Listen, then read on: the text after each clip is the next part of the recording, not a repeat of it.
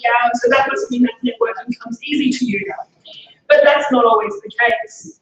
Networking can seem like speed dating. You have a very short window of time to leave an impression on as many different people as you can. And you need to talk yourself up without coming across as arrogant. And then you can find yourself going down dangerous avenues of topics of conversation. But the difference with speed dating and networking is that the speed dating, it's not a big deal if you don't put your best foot forward, because you may never see those people again, and that's probably for the best.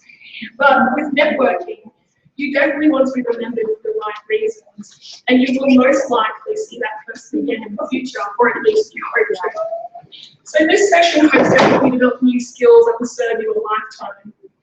Presenting this workshop is Justin Mohamed, the CEO of Reconciliation Australia. Justin has dedicated the past 25 years to working towards building a strong and healthier nation for Aboriginal and Torres Strait Islander people. We are very privileged to have him join us today, and please put your hands together to welcome Justin.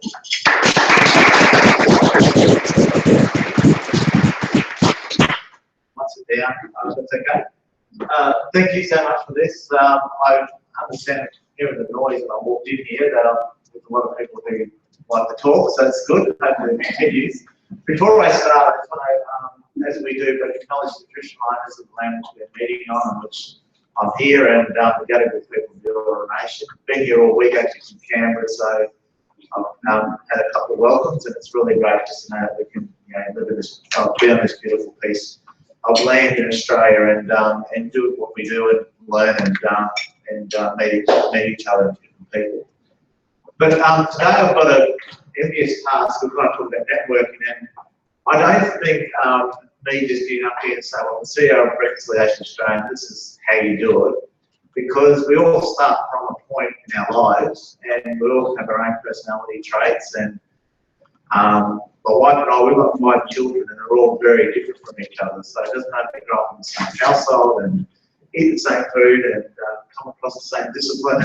They've all got their own ways. The ones who push the boundaries, the other ones who need to be pushed a bit further, and ones who talk a lot, and the other ones who sit there and try to get something out of them. So that's how we grow up in life. So I might talk a little bit about when I was younger, because I think that forms either that there's some really good strengths when you're younger that just come naturally to you, and then there's other times when there's things, especially when we talk about networking, they don't feel so natural, and then we've got to learn how to become better at it to be better networkers. And other times we might have to pull some of that natural, what comes naturally to us, we've got to pull that back a bit, because it can be a bit daunting if we always go down that track when meeting people.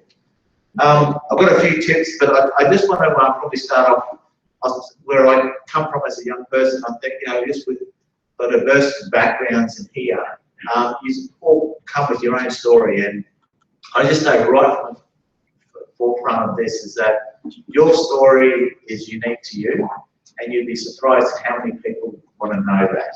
And it's not like, well, no one really wants to know my story because it's not as good as them, or this person's really wealthy or very successful, and I'm just, they wouldn't want to know about me or about my story. Your story is very unique, and you'd be surprised how many people would want to know that, and they will probably end up speaking to you more about you than you speaking to them.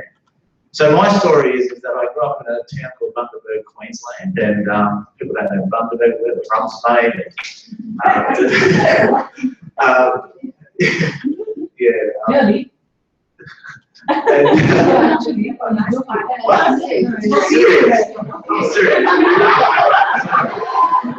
People don't know yet. Actually, when I say Bundaberg, where's that? You say where the rum is, and then they go, oh, that's the Bundaberg rum. So anyway, it's a regional city, bigger than a big town. I think it's classed as a city. My family, we're very much one of the bigger families up there as an Aboriginal family. And my dad's side, my dad's father was Pakistan, so that's where my surname comes from. But his father left him when he was like 7 years of age, so he didn't really grow up with any of that heritage, but I had the name. And he connected with my mum's people and ended up marrying my mother. That's how their story went. But a very poor sort of family was all about you have to work with what you have to get. Most of my family picked fruit tomatoes, cut cane. That was how my dad and my grandparents and my mum, that was most of our life. So when I grew up, it was pretty much that's what you do. And I was taught when I was younger, and this is about from my grandparents, that it was like, well, you've got to be better than the next person beside you. So, and when I say next person beside you, it was usually a white person. So if you're going to play sport, you've got to be better than the white person beside you to get the same sort of opportunities. Or if you want to go for a job, you've got to dress well and you've got to work harder. And that was what that's how I was raised. And it's good, and sometimes it's not so good, because then you go through all your life thinking you're not quite as good as the next person, and you're always trying extra hard, and sometimes that can have different sort of effects. So I came through, and I'm the oldest in my family. I'm the oldest grandson. My grandmother's still alive at 90 years of age and doing very well. And I'm the oldest, but I'm probably when I was younger, I was probably one of not the most outgoing in my family. And even my sister, as she always says, that even when I was younger at school, we used to go around and have to sell raffle tickets, or if I hit the ball over the fence, I wouldn't be the kid who knocked on the door. I'd send my sister around and say, can you knock on the door? So the footy's in the backyard of the place, or can you sell the tickets? I'd sit out there. So I was too shy. I was too shy to go and, I remember getting an invite for a birthday, and when I was in primary school, and I was too shy to give the RSVP back to say I'd come, because I just didn't want to do it. And Mum bought a present, and then she realised I didn't give the invite back, so I was going. So I scored a little car, that was good.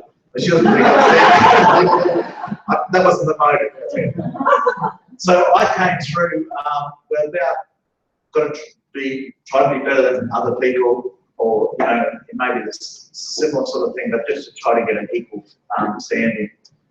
But not with a lot of confidence to be out there, promote myself, or tell people what I'm doing, or try to sell yourself and say I'm the best person for this position, or if something happened at school or within sport, I just take it and walk away and say, well, that's just the way it is. And other people may go back and say, well, how come I didn't get higher marks, or how come I didn't get in this team? I wasn't that kid, I was the opposite of that. So as life went along, I left school in year 10, got an apprenticeship. In my family, that was nearly as good as becoming a doctor, because everyone else picked fruit and cut cane. I had an apprenticeship. It was like, wow, and I was like, you can't say well. And I did that, and when I was at 19, I finished my apprenticeship. I was 19, I decided to go back to school or university and try to get something. So I wanted to do something else.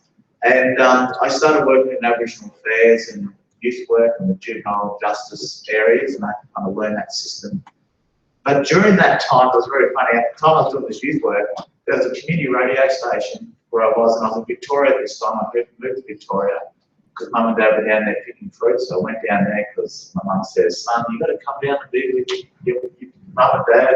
And I was with my grandparents then, and my grandparents were so good, because I used to come home after going out Friday night and go to work Saturday, and my nan would clean the room for me. As Nan's do. And I go to the club, it's like, yeah, man, do. So anyway, I went down there, and there was a community radio station, which I understand some views may be involved in, and they wanted to do something to do the Kurial, which is the Aboriginal word for, which is the Victorian word for Aboriginal people, it's Kuri. And they had a Kurial, and I said, oh yeah, and me and this other guy, young guy, we were 19, he said, yeah, we've got no media training.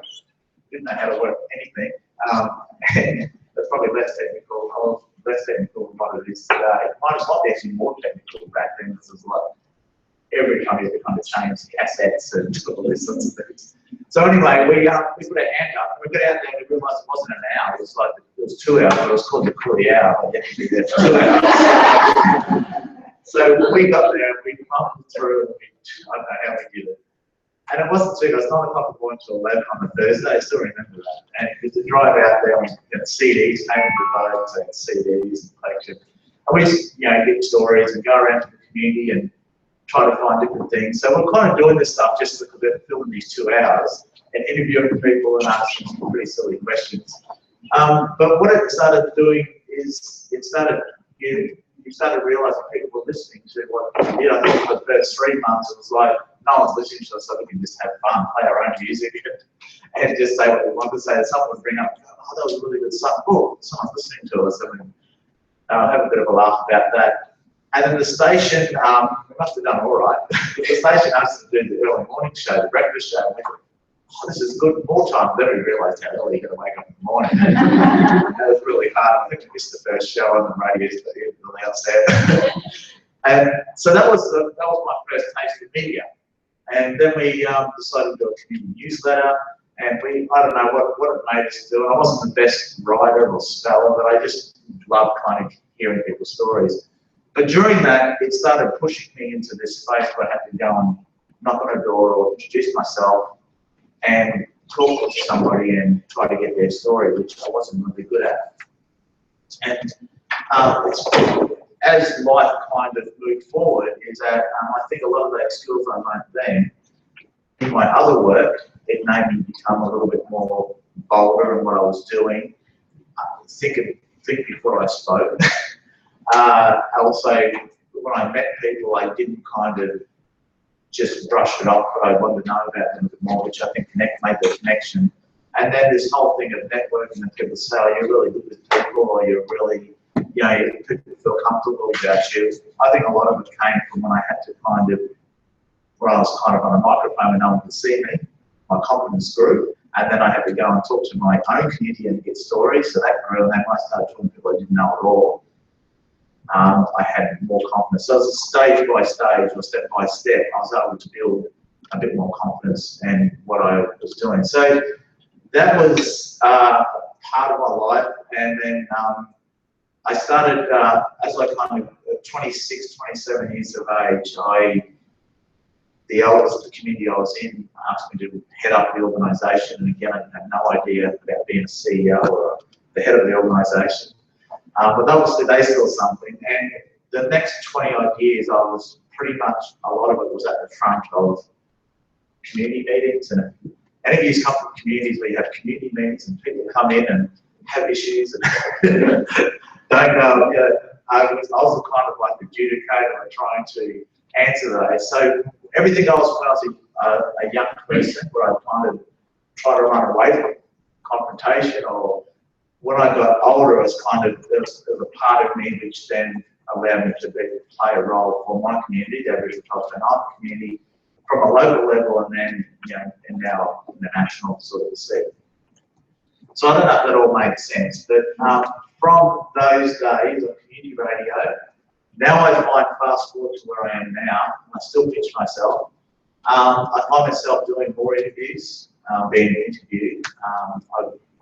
Like on the drum and the Sky News, and I was overseas, and Stan Grant's interviewed me, and you know, when we microphones shoved in your face, and sometimes I mess it up and I didn't do it well. I presented at the National Press Club a couple of years ago, which is pretty nerve-wracking because everyone was watching.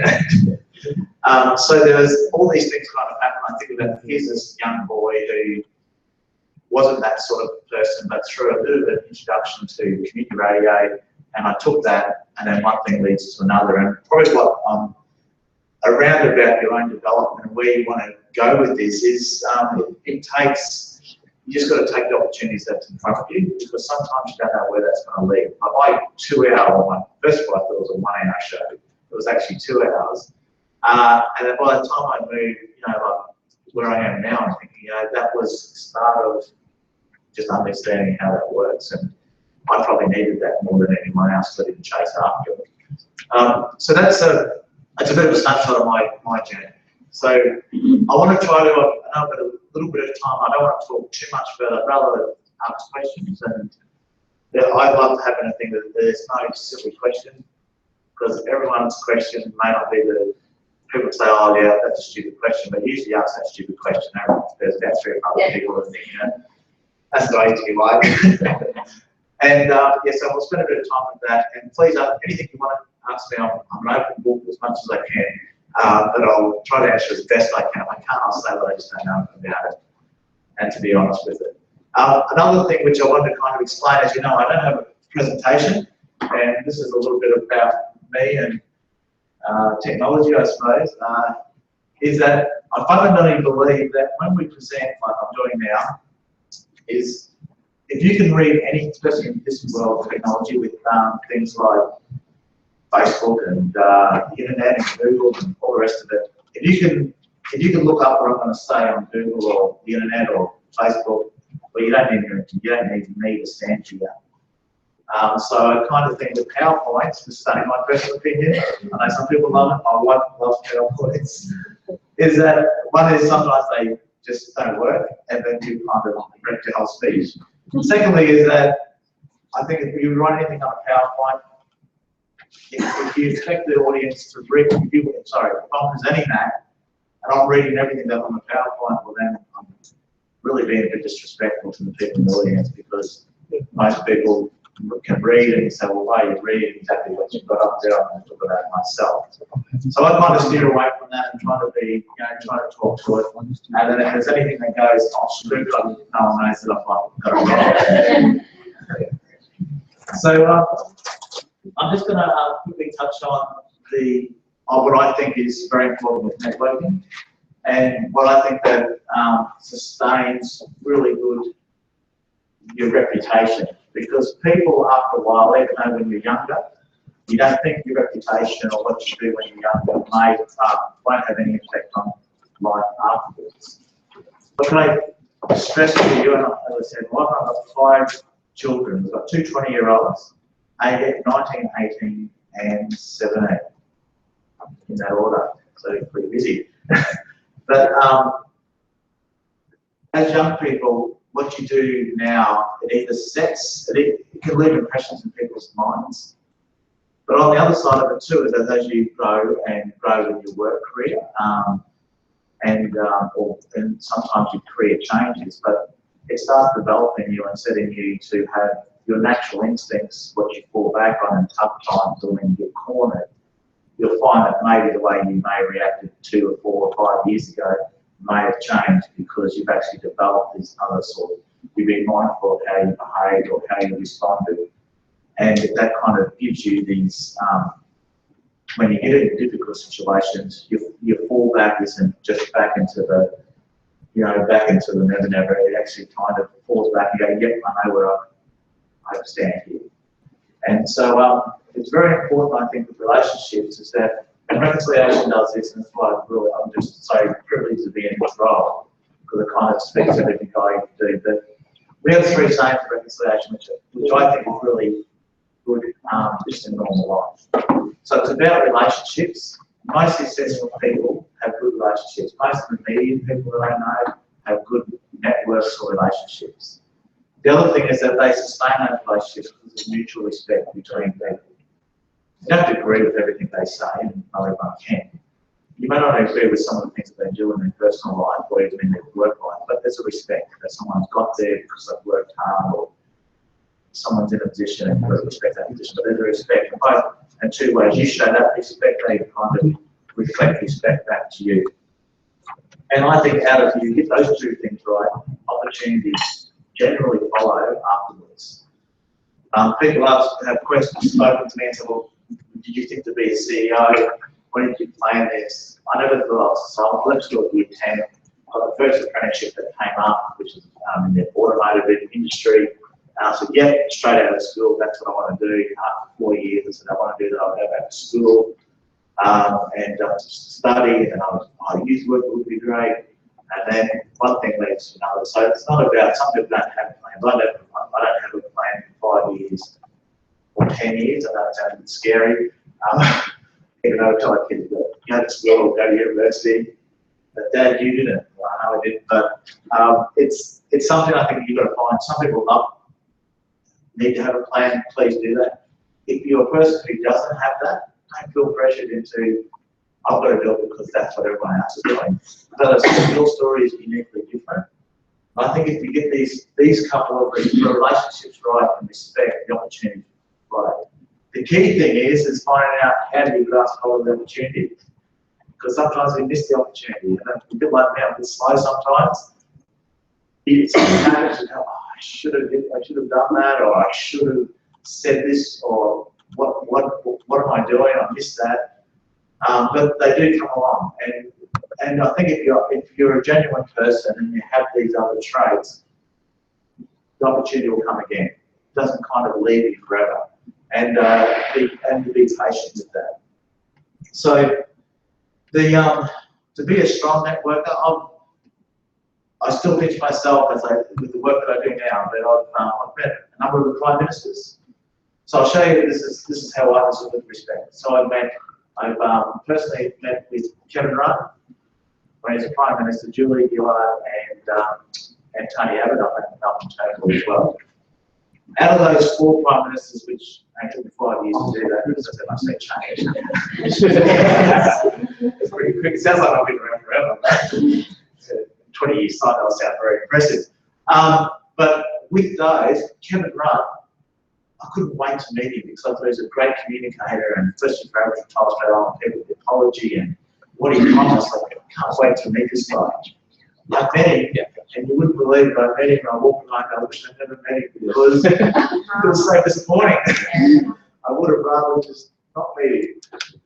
Julie Gillard, I wasn't that excited to meet her, but when I met her, she was the best out of the 4. And same with Tony Abbott and Malcolm Turnbull. But the difference between the 4 of them, my Julie Gillard stands out, and maybe not stand as the best prime minister, or maybe she was. But when I met her, within seconds, she wanted to know about me, and that made me feel good. Like, maybe it's not. I felt like when I was talking to her, she was looking at me. The example of the difference, and most people think Kevin Rudd was a better communicator. I met with him, he talked to me about 10 minutes about what he was doing. And as soon as I talked about what I was doing, he just glazed over and looked over somewhere else. And I thought, okay, I feel a bit stupid, go back to your young school years. Maybe I'm not interested in enough. So if you meet people, it doesn't matter where you are in your career or in your life, be engaged with the person that you meet.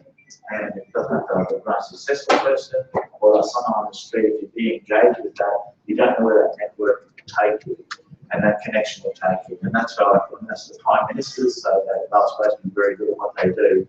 Julia Gillard was a standout with one-on-one communication.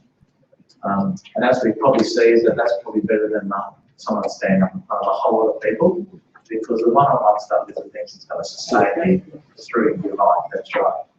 So some of the other, the growing of self-esteem, and I'll just touch on this briefly. I think as people, as individuals, and especially from minority groups and from different backgrounds, we tend to believe when someone says to us that you're not going to make it, or you're not good enough, or you're not smart enough, or you don't come from the right family, or whatever it is. It's funny how I shouldn't say we in generalising, but I know a few people around who do this, but it's funny how we believe that. You're not good enough. Okay, then maybe I'm not good enough. I'll go away and do something else. Or maybe someone would just say, that you're not smart enough, or this job's not for you, or you don't. The negative things we seem to believe more of. But then when someone says to you, you're really good and you should go for this, I can't do that. So when the people see something in you that is good, and I'm speaking for myself, which might touch with the other people here, but usually we don't want to believe that when someone has got confidence in this. Let's say, this is the sort of role that you should do, and you'll be good enough to do this, or do you want to do this particular role here, or do you want to take on this position? But you'd be great to do this. But you've got a really great smile, and you should go and we want to take a photo of you and put you up there. And the first reaction is, no, that's not us, or that's not me. So what I'm trying to say is, be careful. Don't believe when people say critical things to you. I think in my growing up, I've had to work really hard not to believe that and say, okay, you've said that, I've got to walk over this way, because that's not going to get me anywhere, what you've told me. The people who see things in you that you may not even see in yourself, you've got to not long as I'm trying to con you from money. But generally, people that you trust, they say something because they believe in you and they see something in you that sometimes as yourself with everything that kind of all your layers that you have, you can't see yourself. And especially in my culture, I'm sure there's other and families here, sometimes the older people see things in you that you may not never see in yourself, and they know, they can see it. As a dad of five, they're all growing up now, I've got, some the children, you can, when they're little, they don't change that much, and you can see that, this person's going to be, this one's going to be really good at doing this particular sort of thing. This one's going to be sort of real caring nature, looks after people. This one here can, might be a bit more of a leader in of groups or whatever.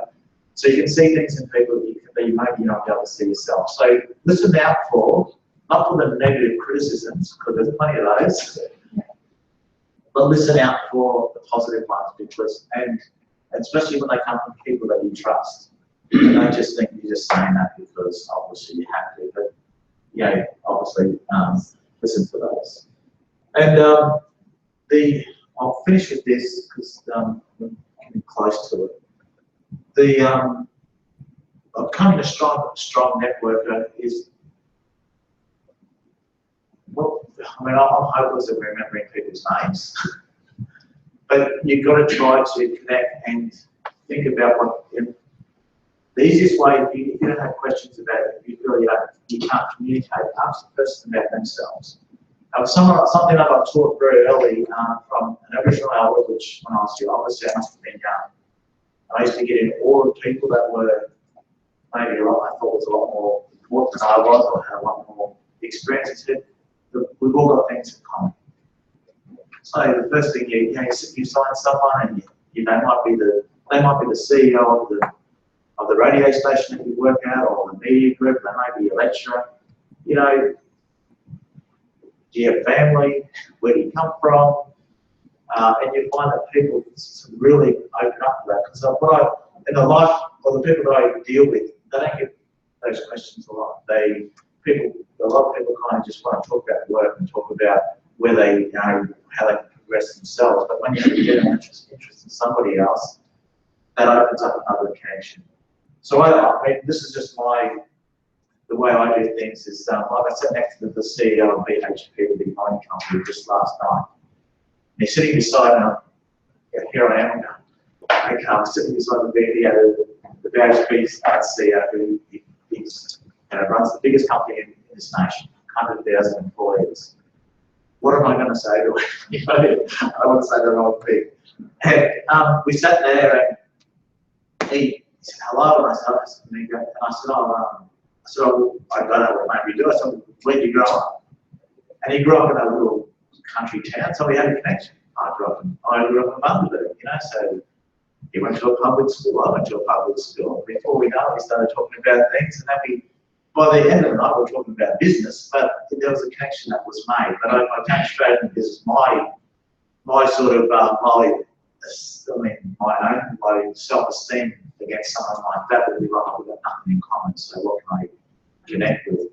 I've got 35 staff, he's got 100,000 staff. How does that work, But there is a commonality. It might be sport, maybe where you're growing up, it may be children, it may be, family backgrounds. It's amazing what you can do. But kind of search that out, and you'll find how much people want to talk about those things, because they don't get a lot of time to talk about that. And I suppose the last thing I was going to touch on is about, you've got to keep trying to improve and grow your self-esteem with networking, because it's not always, some people will be rude to you, that's honest. Some people won't give you the time of day. Some people will say they're going to do something and they won't do it. And you've got to kind of pick yourself up. And the hardest thing is if you get knocked down, there's an old saying I like to stick to, everyone gets knocked down, everyone falls down. But it's how quick you get back up again and how you move forward again. So if you fall down and you get refused or knocked back, that's okay, that happens. Every person you speak to, that goes through life. And it comes in a whole lot of different ways. But it's how well you can pick yourself back up again. And I will use this quote because I love the guy. He's been a bit of something I've looked to because I thought he didn't say much. But Muhammad Ali did say in one of his quotes, he said a lot of quotes, but one of his quotes was that it's not winning the box, it's not being the champion that makes the man. It's when you get knocked down in that 15th round and you find you have nothing else to give, but you find something to get back up. And so it's the win and lose, or the get the job, not get the job, win the, you know, the friend or not have the friend. It's how you pick yourself up and move on with life. And I think a lot of this is that resilience which you got to keep working on, because there's so many different things which, you know, can stifle, you know, your progress and where you want to go to. But I'll finish with that. I just really take my hat off, because this is a really tough industry.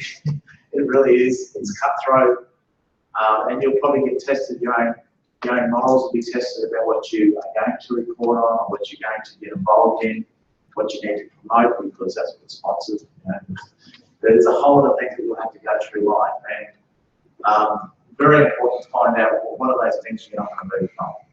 And if you can hold that onto that, then you'll make decisions, and it won't need to be every decision or every time a war comes up, well, where do I go now? Because you've already got those solid structures in your life to kind of go, okay, this is what I stand for as a person.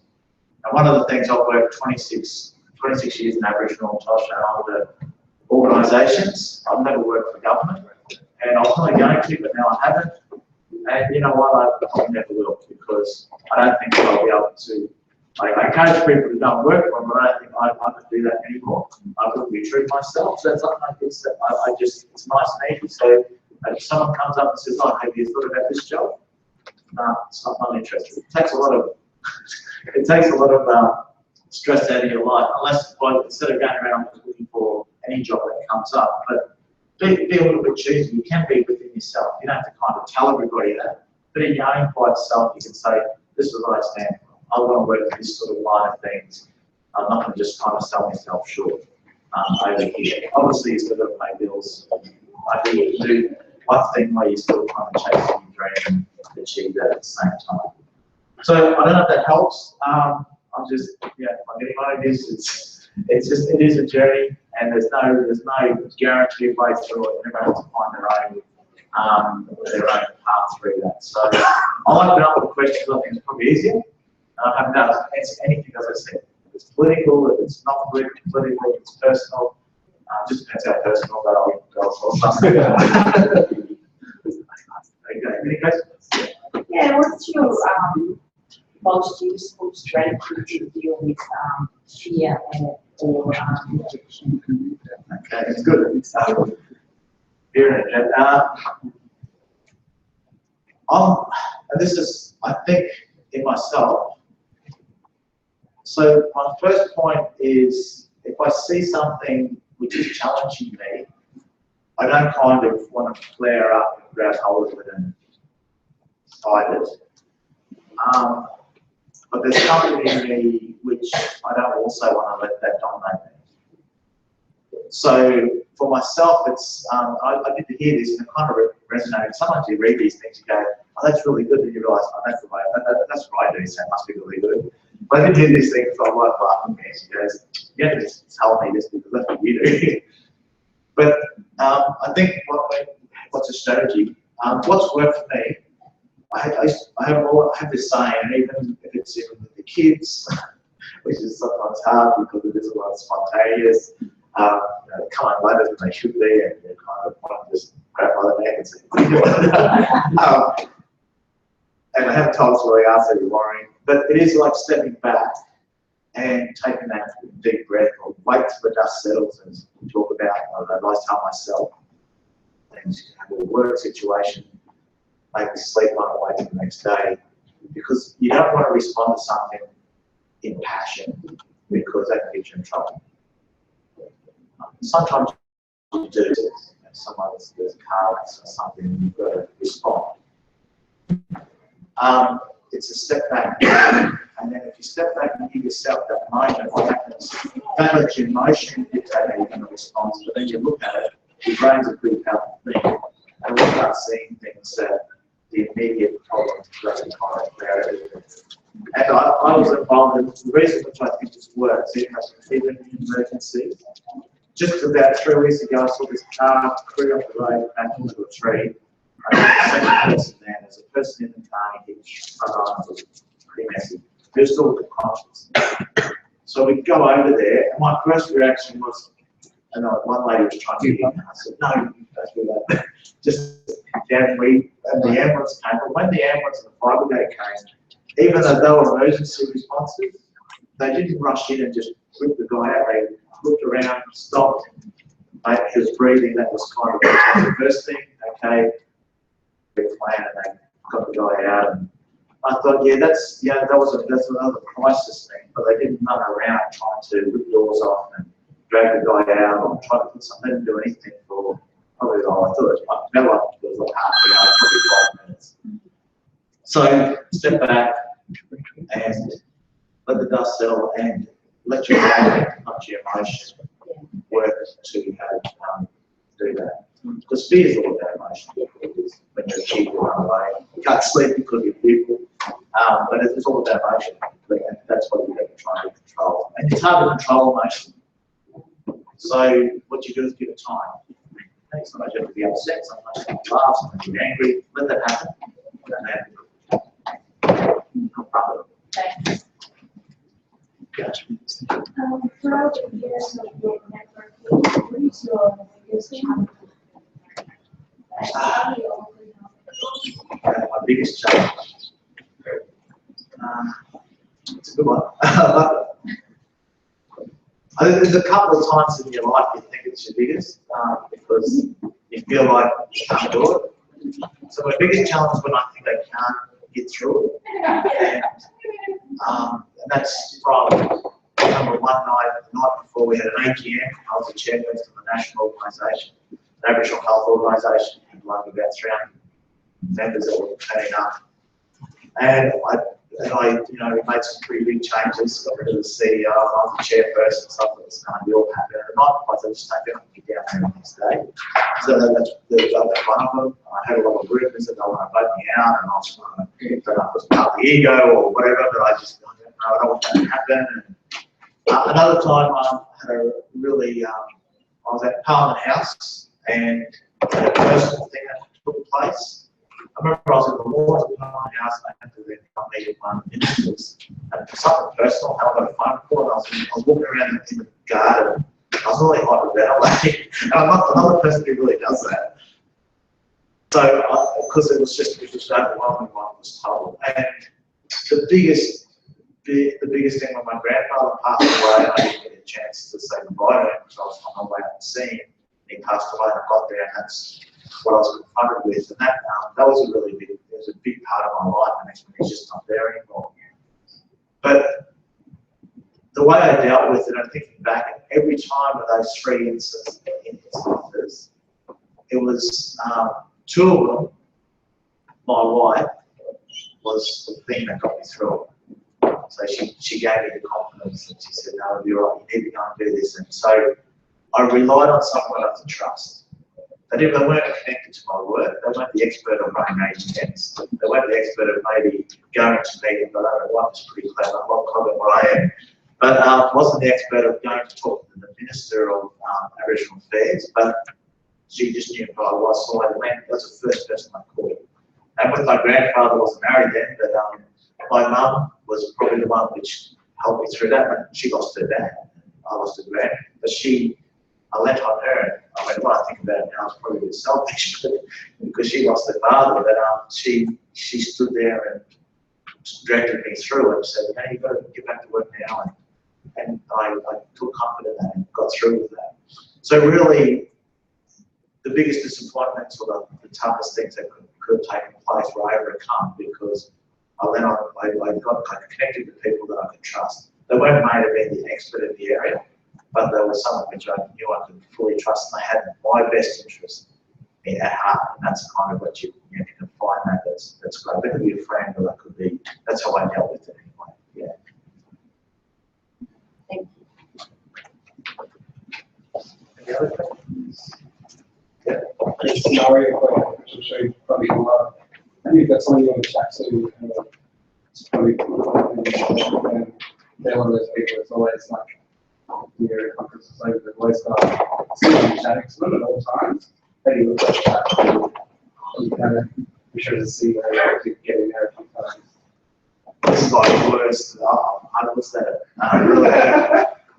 Then I've got comments people who go, "You got to get in there, get a photo." Oh, no, don't worry about it. Yeah, some of them, even, you know, should have an autograph of that person. I just can't. I just don't like the autograph.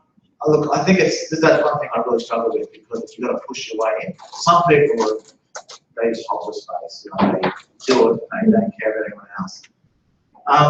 Look, I just think it's something you've got to really step out of your comfort zone. But on the flip side of that, don't feel like you have to grab every opportunity, because sometimes you can run around, and some people do that. They try to take a photo or they speak, but make sure you got what you got ready for it, and then you position yourself. If you're an hour, I'm probably trying to position myself so that nobody gets to me. And sometimes it's a bit of a punt weight game. I've got to stand this side of one third and walk over this side soon. So that's, oh, here you go. But I find it hard to break into a circle and try to get that person's attention. But again, you just got to push yourself sometimes out of your comfort zone. Or maybe it's a good thing is you have someone beside you saying, you know, kind of a little more confident. Can you come over with me when I'm going to try to get a photo, or I'm going to try to talk to this person? I haven't really had to try to interview someone in front of media people, but I think that would be very difficult. I would find it very difficult. But yeah, I think sometimes you do have to stand up and speak up. If you don't, you'll miss that opportunity. So you've got to work out the risk of that. And if it stresses you out and really you struggle with it, it's probably either you've got to work out a way to get over that, or you may need to look at doing something else. Because I don't believe in doing anything that's going to emotionally drain you every time, because it's just not worth it. I mean, there's probably other things that you have that you can do. But yeah, you see, so I still have to work out now. I mean, last time I went to big dinner for the governance awards, and the Indigenous Minister for the Minister of Indigenous Affairs came, and he was our guest. These people grabbed him in the front, who weren't part of it. And my media person says, "Come and introduce him." I said, "Oh no, mate, because he'll come out of that soon." But you know, that's the way. I found it a bit difficult. Even last night, just to say, "Well, hang on, this is my guest. How are you going?" You know, kind of push other people out the way. But you're going to be true to yourself. If you think that's rude and you don't want to be that person, that's not you naturally. You try not to do that. But there's times when you just got to hold your ground and say, "Hang on a minute, this is my time." But you got to, if you're uncomfortable with it, it takes a lot more focus, and you got to think it through. So yeah, you do that. Put some protection around yourself. Take a breath with you.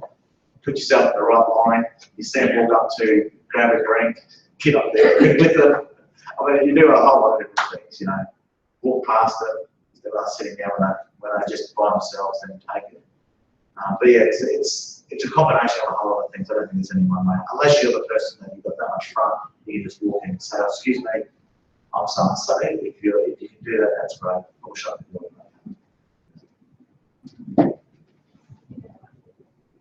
Anything else? With whom it's difficult to engage, with your own community or with the politicians? What's that, sorry? At home? Yeah, with whom it's more difficult to engage, within your own community or with the politicians? Because I belong to Waka Waka, which is again a Virachari place, and I've seen some hostile, attitude over there regarding the aboriginal culture. Yeah. It's more nerve-wracking to do this if I went back to my hometown and speak to people. It's easy to speak to people you don't know. Yeah, exactly. That's one thing. That's other people that wouldn't find that, but I find that easier. For example, I went back to my hometown just in Bundaberg. They had a community meeting and we went there to talk about reconciliation. There was a couple hundred people there. A lot of my family came, and other Aboriginal families that knew me or knew my family. My grandmother was there and gave a traditional welcome. And I was like sweating, like thinking, this is like, I was so nervous. I didn't want to disappoint people. I didn't want to disappoint my dad. I didn't want to disappoint my mother. It mum and dad were there and aunties and uncles. But anyway, I spoke, and the first person who stood up and said, Justin, I want to know about this was my uncle. So he gave me about 4 tough questions. I can see my mum over that side going, gee, what's my mum? I'm telling her to sit down and be quiet. But yeah, it is difficult.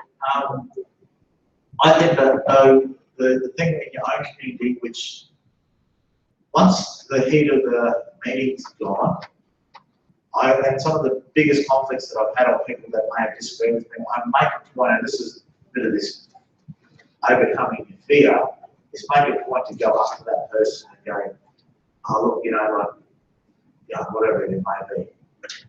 I didn't really agree with that, or we usually try to start something positive with it, even if you don't think so, but I'm glad we spoke up, so we've got a good conversation happening. Do you know Joe Williams? Yeah. Yeah, because he's a close friend of mine, and you know the incident about not standing for the national anthem when he won the award. Yeah. So yeah, it can be quite. You get a lot of you get criticism from your. Yeah, but it's good. He came on the project. I told him. Huh? Yeah, he came on the project. Yeah, that's right, yeah. For the same reason. Yeah.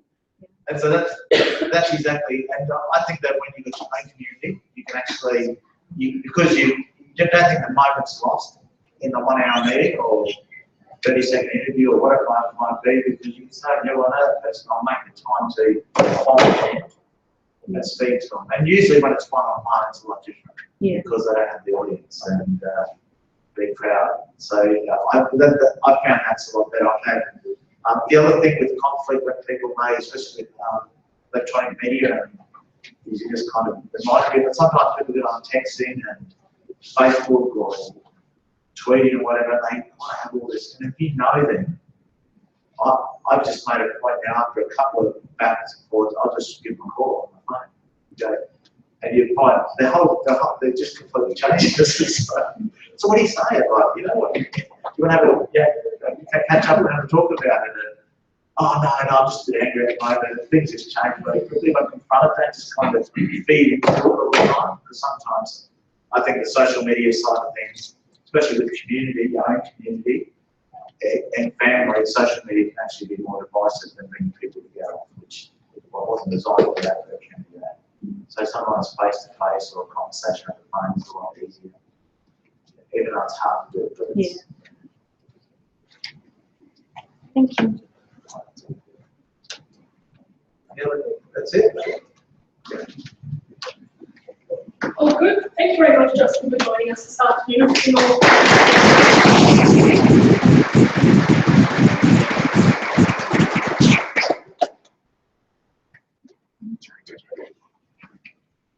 Thank you. So if you see me hingling like this all weekend, I'm not creeping, I'm trying to network. If you can't get to the bar, I'm trying to talk to you. But you're also with me. We're coming through to our last session, so it's our fly around, our lightning sessions. In this series, you'll hear from 4 different speakers, which leaves about a minute or 2 at the end of each session for questions. So if you can get your questions ready, so once we get through our speakers, I can get through that quite quickly. Also, a reminder to think about your photos for the mannequin challenge that will happen. And if you have the time to also look inside your conference bags, you'll see a feedback form in there as well.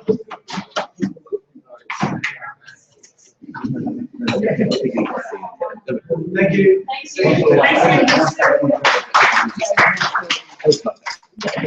There was something else Justin said during his presentation about how your perspectives and things change over time. Sometimes things that you say with your gums, they can come back to what you do in future careers. And if thanks to Facebook memories, I've learned a lot about what I posted 7 years ago. I posted a lot of song lyrics, and I really hate myself for what I posted on social media. I also recently, funny story, managed to find the password to my old MySpace account. That was public. That was public. So I had to send a photo of my driver's license to prove that it was my account so that I could reset my password so I could delete everything. So if you Google Sarah Lee in MySpace, from now on you can find nothing. But we'll get straight to our quick lightning sessions. Our first speaker this afternoon is Emma Lancaster, the executive producer for The Wire, which is an independent current affairs radio program broadcast across Australia on Community Radio. Please welcome Emma. So I did exactly what Justin said, not to do a PowerPoint. Is that okay? I'll just get going with it because I know it's just quick. So just to tell you a little bit about myself, my name's Emma Lancaster. I'm the executive producer of The Wire. Some of you may have heard of The Wire, and it's not the series. It's a very famous five-part series about narcotics in Baltimore. And also, I think that is Barack Obama's favourite show as well. But no, we're actually a national news and current affairs show. That's okay. Okay, just keep going. So I joined The Wire as executive producer in August of this year, but I actually was a volunteer myself when I was undertaking my master's at UTS. And I graduated with a Master's of Arts and Journalism from UTS. And after I did that, I did a few things with Auntie, with the NEMBC. I worked as a researcher for Background Briefing, which is an investigative radio documentary program. And I also did some series with the Science Show as well at the ABC and freelance for a couple of publications, including The Guardian. So I kind of had my share of print and radio and even did a bit of television. But I definitely fell in love with the medium of radio, and that's why I'm so happy to be at The Wire now. So thanks for that, Jason. That's great. So just to tell you exactly what The Wire is, let's get started. So we're an obviously independent news and current affairs news program, and we've been operating now for over 10 years. So that's pretty amazing. We're independent. We are funded by the CBS, and that's a pretty unique thing as well in news these days. You won't find clickbait or fake news via The Wire. So we're also available for broadcast from in about 200 states.